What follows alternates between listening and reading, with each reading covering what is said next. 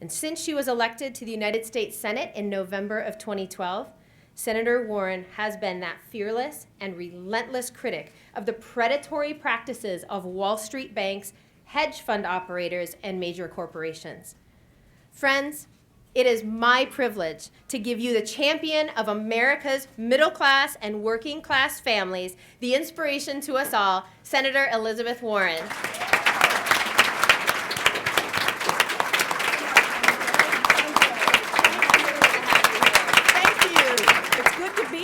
Thank you. Thank you, Mary Catherine. You know, it's terrific to be here in a room full of people who value teaching and also a room full of wonks who want to talk about how we make college more affordable. This country is in trouble. We're trying to build a 21st century economy in a competitive world environment. The most basic building block of that economy is a highly educated workforce. Today, 59% of American jobs require some post-secondary education, and that number will keep on growing. But our plan to develop that workforce is faltering. There's no shortage of people hoping to get a college degree and willing to work for it. The problem is how much they'll need to pay for it.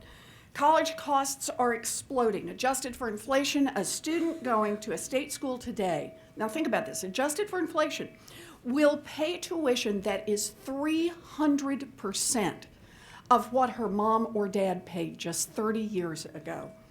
Now, lots of people go to college anyway, taking on huge debt loads to make it possible.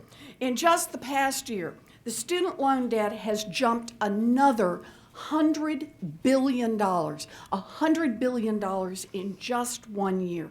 More than 2/3 of four-year college grads have borrowed money to get through school, with average debt loads now at about $30,000. Low and middle income families, of course, are the ones who are hit the hardest. This debt load is squeezing millions of young people and squeezing them hard. Data show that young Americans with student loan debt are putting off buying homes, saving for retirement, starting businesses. And the more people finance to pay for their educations, the more the resulting debt slows the economy. Already, the Treasury Department, the Federal Reserve, and the Consumer Financial Protection Bureau have sounded the alarm that mounting student debt is a real drag on economic growth. And that's why this country is in trouble.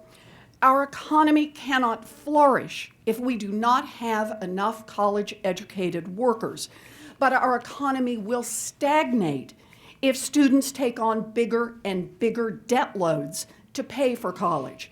Degrees push us forward, but debt holds us back.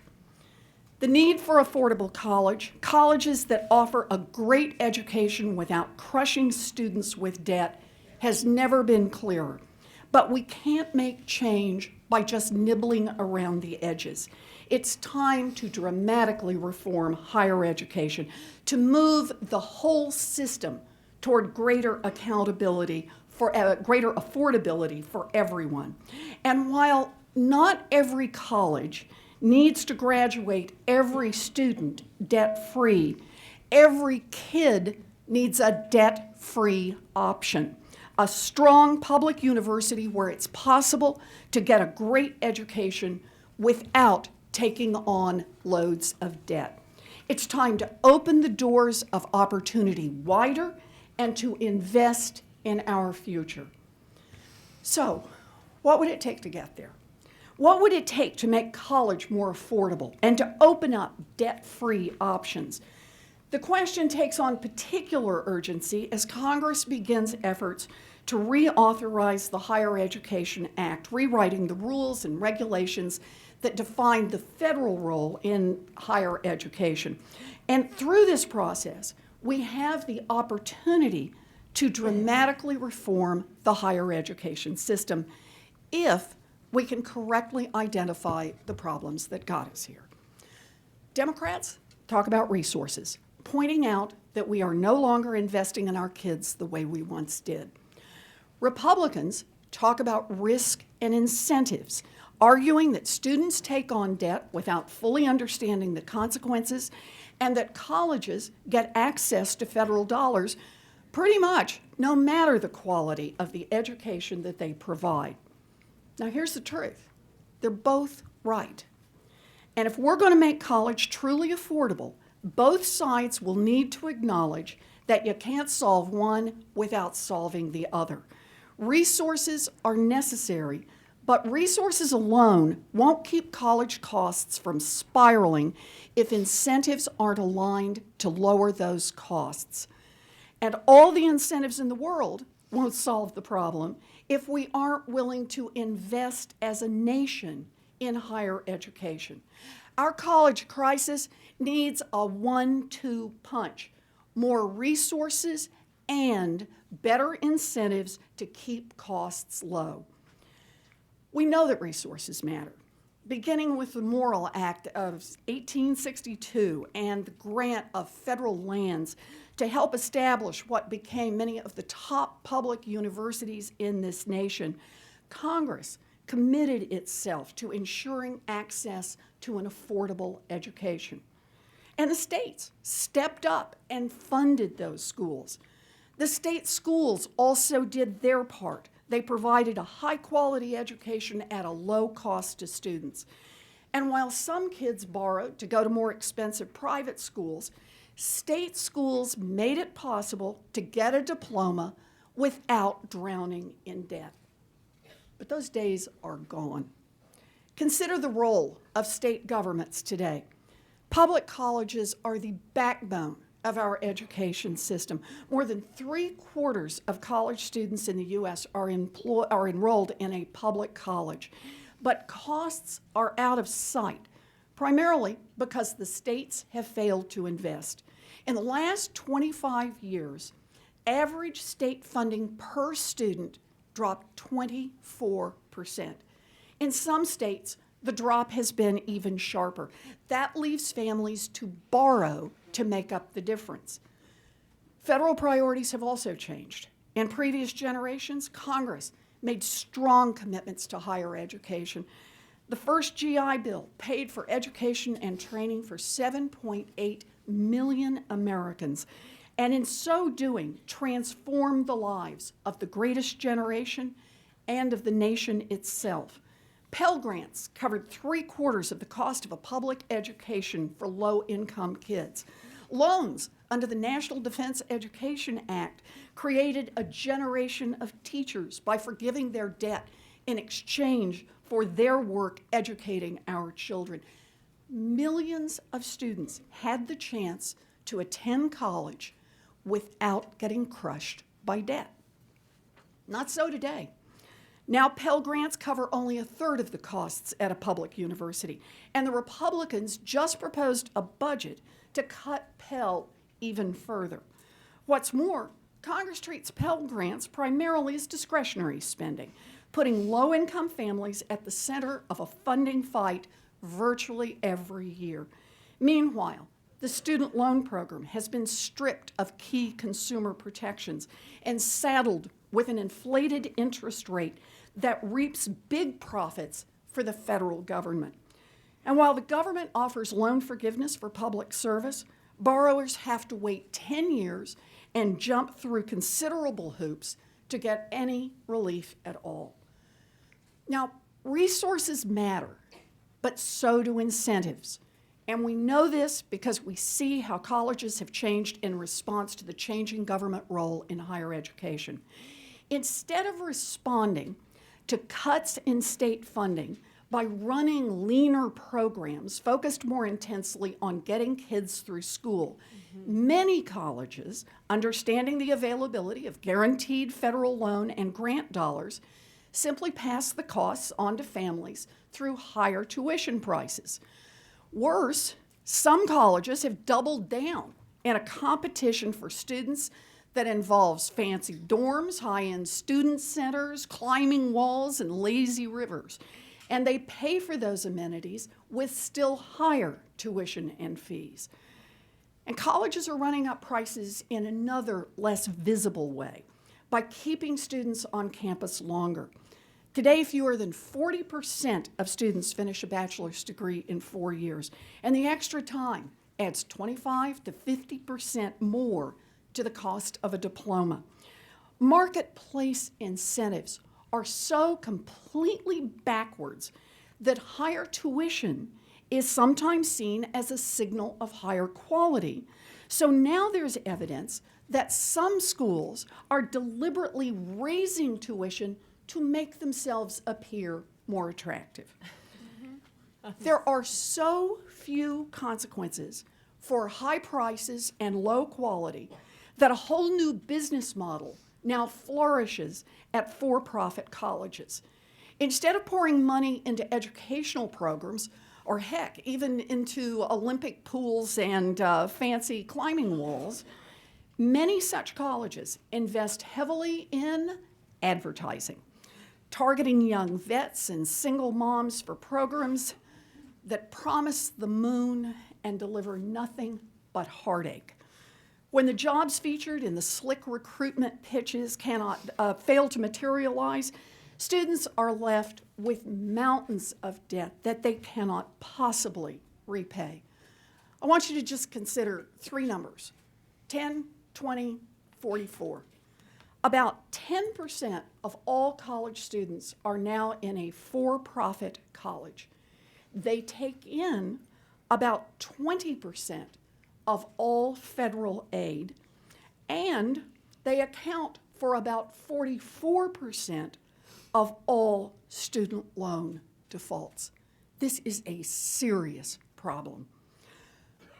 For decades, the combined efforts of colleges, of state governments, and of the federal government opened doors for millions of Americans. Sure, kids had to work hard. They had to work hard in school, pick up a summer job, maybe work part-time during school. But graduating without big debt was a real possibility for every kid in this country. That America is gone. And the question is, how do we bring it back? How do we make college affordable again? How do we put a debt-free option within reach? Well, it starts with courage. The courage of both Democrats and Republicans to admit how much is wrong and that the other side has a real point. We can make change if Republicans admit that we will never have affordable college without investing more resources in education. And if Democrats admit that we will never have affordable college without demanding real accountability in return for those investments. So let's start with the colleges. Many colleges want to keep costs low, but they face powerful incentives to attract more students, to climb in the rankings, to bring in more federal aid dollars. There is far less pressure to hold costs down or to ensure that their services are really worth the price. No matter how high tuition rises and no matter how poor the outcomes, most schools face no consequences for failing to serve their students or for wasting federal financial aid dollars. Conservatives are right. We can't keep pouring money into schools without demanding something in return. It's time for the federal government to realign incentives. And there are 3 simple ways to dramatically increase colleges' incentives to put their students first. So first, force colleges to put some skin in the game on student loans. Right now, when borrowers default on their loans, students and taxpayers pay the cost, not colleges. Remember that 44% we just talked about who couldn't pay. That means colleges reap all the benefits of the student loan funds, while students and taxpayers bear all the risk. If we want colleges to pay attention to rising costs and failing students, then the colleges need to bear some of that cost as well. There is bipartisan support for the idea of more college accountability. Senators Reid and Durbin and I have worked together on it for the last few years, and we've introduced legislation to force colleges to have some skin in the game. Conservatives at the American Enterprise Institute have endorsed similar ideas, and Senator Alexander has indicated his interest in including a risk-sharing program in the Higher Education Act. Now, if this is done right, not just window dressing, but with real and robust accountability, this could create meaningful incentives to cut costs and boost graduations. Skin in the game could also be paired with reducing overly burdensome reporting requirements and regulations, replacing them with a streamlined set of meaningful measures. Of course, the devil is in the details, and if done wrong, it will cause the accountability problem in higher education to just get worse. So we need to do it right. Second, require schools to spend a minimum proportion of their federal financial aid revenues on expenses directly related to education. Call it the rule against taxpayer waste. Taxpayers invest about $164 billion a year in colleges. That money is supposed to help support an affordable education for young people, not pay for exploding numbers of administrators or elaborate college marketing departments. If colleges want access to taxpayer money, they should commit to investing that money in affordable education for their students. And third, give colleges an incentive to cut costs by establishing shared savings. You know, when colleges help students graduate in 4 years instead of 6, for example, the students save money on tuition, and the government saves money on Pell Grants, on work study, and on other aid.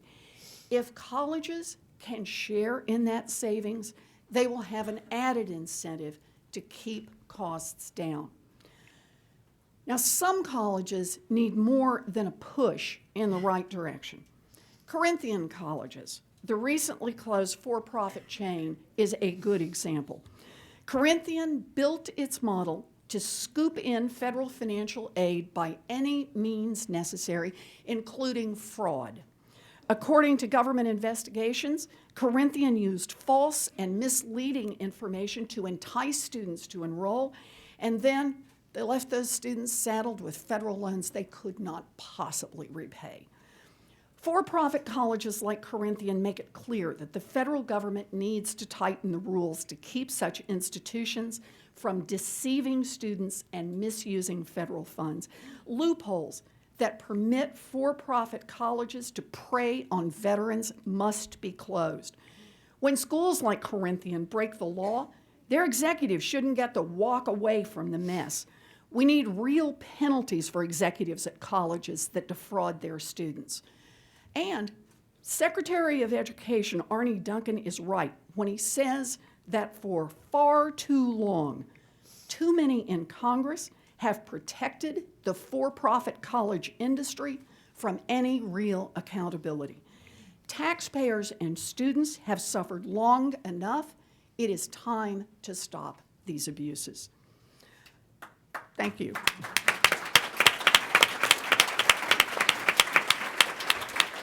So, colleges need to do their part, but so do the states. And here are 2 policy steps that states can take that would move our students closer to affordable college and open up debt-free options. First, stop the cuts to higher education.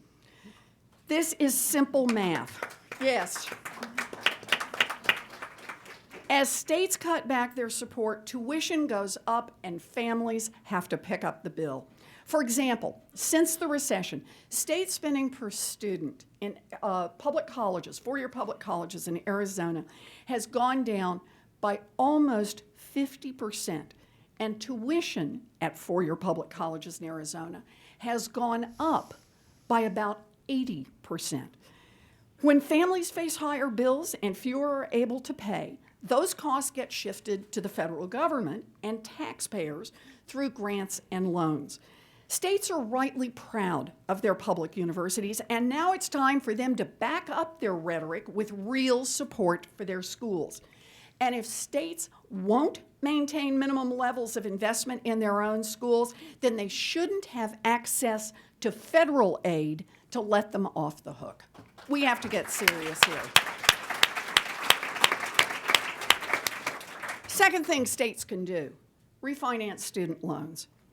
The federal government and private banks hold billions of dollars in student loans at 7%, 8%, 9%, 10%, even higher, even though government borrowing costs are much, much lower. My colleagues and I have tried repeatedly to create a federal refinancing option for these loans, but Republicans in the Senate have blocked our efforts every single time. With $1.3 trillion in outstanding student loan debt, our students and our economy can't wait any longer for help. Borrowers dealing with student loan debt need relief now, and the states can provide it themselves by refinancing both public and private student loan debt. You know, North Dakota recently implemented a student loan refinancing program. I hope you all know about this. They passed it under the leadership of a Republican governor with bipartisan support from the legislature. In just 8 months, the state has refinanced more than $125 million in loans, providing a break to nearly 3,000 borrowers. State refinancing programs can provide substantial benefits to in-state borrowers at no cost to state taxpayers. More states should follow North Dakota's lead, and the federal government can help them get started by clarifying the rules about using tax-exempt bond authority to refinance those loans. Okay, the colleges, the states, the federal government needs to step up too. First, leverage federal resources to make sure middle-class students have a fighting chance to make it through college without getting crushed by debt. The federal government can help states meet their responsibilities by directly partnering with them to support their colleges the same way the federal government partnered with states to build and maintain the interstate highway system. By leveraging federal dollars, we can give states an incentive to increase their investments in public education. We can bring down prices. We can improve outcomes for students. And we can make sure that every state university system in the country offers at least one path to debt-free college. Second, fix the Pell Program. This is a basic resource issue, and there's just no way around it. If low-income kids are going to have a real chance at college, then investments in Pell must increase. You know, this is one that just, how can we not do this? Pell funding should be mandatory rather than subject to yearly discretionary fights. The program's efficiency can be increased by letting students access those funds year-round, another concept that has bipartisan support, but that's where we need to be. Third, simplify the application process for federal aid. As Senator Alexander, Senator Bennett have already called for this. Financial aid doesn't mean anything if students don't apply for it. In Massachusetts, nearly 30% of college-bound students don't even fill out the FAFSA form. That means they miss out on valuable state, federal, institutional assistance. The form should be simple, limited to the fewest questions necessary to determine eligibility. And timing should be shifted so that families can figure out eligibility early enough to figure out multiple options. And fourth, change the rules of the student loan program. The federal government should not profit from student loans, period.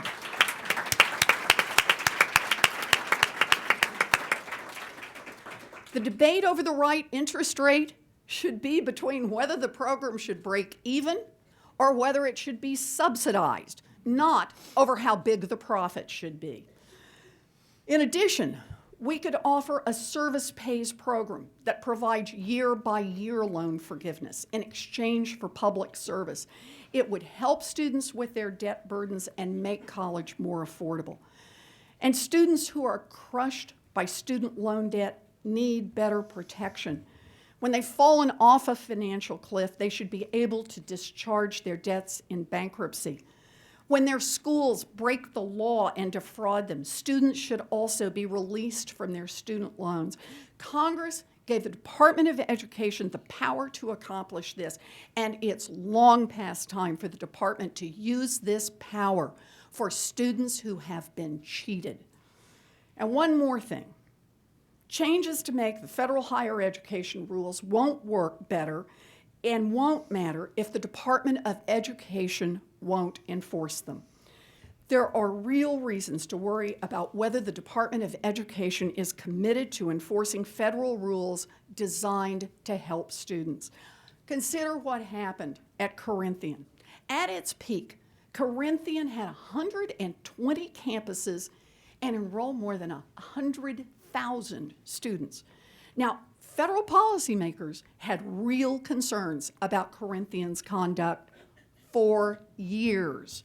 They had the tools to address the conduct, but instead of acting, the Department of Education allowed Corinthian campuses to keep drawing in more and more students and sucking down more and more federal funds. When Corinthian's dangerous mix of mismanagement and deception finally blew up, the department stepped in to bail out the college and keep it alive longer. Now, Corinthian is bankrupt, and its students are scrambling to try to start over. This week, the Department of Education announced important first steps toward discharging loans for students that Corinthian defrauded. Secretary Duncan is right to help these students, and he should do more, particularly since the students were defrauded while the Department of Education passed up one opportunity after another to stop Corinthian from cheating more students. Here's one more example. Last year, the Department of Justice and the FDIC hit Navient, one of the country's largest student loan servicers, with a $100 million fine for failing to cap interest rates on both federal and private loans for members of the armed forces, caps that were required by law. Now, despite the settlement with Navient, the company continued to service millions of federal student loans. Instead of taking action against Navient, the Department of Education decided to conduct its own investigation, and a year later announced inexplicably that Navient had not engaged in misconduct. So you got to ask yourself, what's going on here? Well, last year, when Senator Harkin and I questioned the head of the student loan program at the Department of Education about why it continues to do business with Navient despite a pattern of rule breaking, the official pointed out that canceling a servicer contract would mean that the department would face the challenge of transferring millions of borrowers to a new servicer. In other words, in the view of senior officials at the Department of Education, Navient is simply too big to fail. The Department of Education needs to show that there is a real cop on the beat. Whether it's a loan servicer that's breaking the law or a college that's violating the rules of financial aid programs, the department should spell out a clear framework for how those actions will be identified, evaluated, and punished. Federal student aid should include specific consequences for rule breaking right there in the contracts with the servicers and the contracts with the debt collectors. It is time to get tough. If we expect the Department of Education to take more responsibility for enforcing the law and holding schools and servicers to high standards, then those of us in Congress need to take responsibility for holding the Department of Education accountable. That starts with transparency. Congressional oversight of the Department of Education's college programs is virtually non-existent. In the 2.5 years that I have been on the HELP committee, Department of Education officials have come in to testify about the status of our $1 trillion loan portfolio once. Data requests to the department often go unanswered for months and months at a time. The Department of Education should be required to be more transparent about its actions, from the wind down of failed colleges like Corinthian to the data it collects on the student loan program. And I'm pleased that Senator Alexander has already committed to work with me to get better data as part of the Higher Education Act reauthorization. And finally, there should be external checks on the Department of Education. One obvious example is that the student loan complaint system should be moved out of the Department of Education and over to the Consumer Financial Protection Bureau. We don't trust a bank to handle its own complaints, and we shouldn't trust the federal student loan program to do it either. CFPB has a top-notch complaint system already in place, and federal student loan complaints could easily be added. Another obvious change is that borrowers should have a private right of action against the contractors who administer the federal loan program. When federal contractors break the rules, the students who are injured should not have to rely on a federal agency to make it right. They should be able to enforce those rules themselves in court. So, a lot of ideas, but for an important reason. This is an important moment in America, a moment at which we reconsider how to build a future. We cannot build a 21st century workforce and a 21st century economy if colleges keep raising prices, if states keep cutting support, and if the federal government squanders billions of student loan dollars on schools that do not serve students. If we drown our young people in debt, we drown America's future. Change is urgently needed. Public colleges need more resources, but they must also be accountable for lowering costs. States and the federal government cannot shirk their responsibility to keep pathways to higher education open to all, but they can and they should leverage their support to ensure that quality, affordable education is available to students and their families. Affordable college with debt-free options is not a dream. It is a very real opportunity to build a future. It begins with a commitment from Democrats and Republicans, a commitment to more resources and more accountability. This is deeply personal to me. I grew up in a family that struggled financially. Nobody thought college was in the cards for me. My daddy ended up as a janitor. My mom worked a minimum wage job at Sears. I got a scholarship. I dropped out of school. I got married at 19. And I finally made it to a commuter college that cost $50 a semester. I hung on for dear life. And that college opened a whole world for me. I worked hard, but I grew up in an America that was building opportunities for its kids. I believe in that America.